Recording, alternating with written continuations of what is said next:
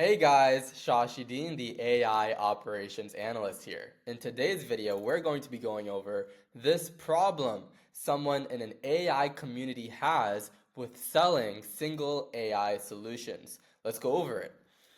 For those selling automations, how are you pricing? I've sold a few projects and have a few clients that want to purchase projects from me. How are y'all determining the cost of your services? Is it purely business value? What if they can get the same thing from somebody else for cheaper? Curious to hear how value communication has gone for y'all. Cool. So the problem here is with value proposition, right? And so number one, he needs to increase the perceived value of the actual service or product he's giving out here, and he's selling automations, which is clear as day. So increase the perceived value with a ton of things. Time constraints, right? The number of clients you're taking on, the ideal customer profile, the solution you're offering to the problem you're solving. Are you solving an expensive problem? And then number two, what will help with the value proposition here is not just perceived value, but the actual product delivery, right? Like, is it actually a product that can be listed for an expensive price, right? For example, a single product versus a bundled product that solves for the same problem, you can charge more for the bundled product, right? And so once you've increased the perceived value, then you talk about logistics if they want to bring up logistics, right? Because business owners, they're typically very logical. They don't just go for emotional appeal.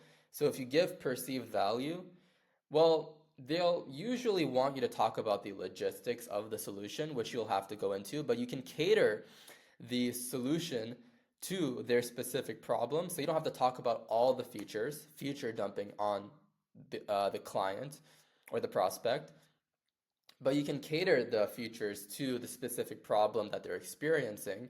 But yeah, you'll have to go into logistics, right? So after perceived value, then it's logistics. And this is the actual product delivery, the actual service delivery here for selling your automations. And the thing here is, he's sold a few projects and he has clients who want to purchase from him again, but he's worried about people getting the same thing for for a cheaper price, which tells me he has a commoditized service, right? He's just selling automations. Eventually, he'll get put out of business. Patrick here is his name, will no longer be the go-to guy for automations because everyone is bumping heads with the same product, which is a problem. And so, automations, it has a very low barrier to entry to set up, right? So there's going to be a ton of people who help with automations, but you are hopping on a trend, which is why you're making money right now up front. But eventually, you'll get put out of business, right?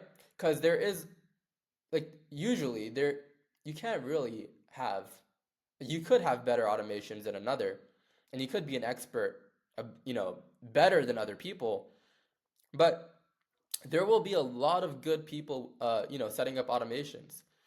What makes someone sort of less replaceable in this AI space is not just setting up automations, but also setting up AI agents as well, right? And an AI agency or an agency implementing AI is typically a combination of both AI agents and automations, right? And the AI agents have intelligence. So you might have a sales AI agent, and that agent is fed with information from the actual business, the actual operation. Cool.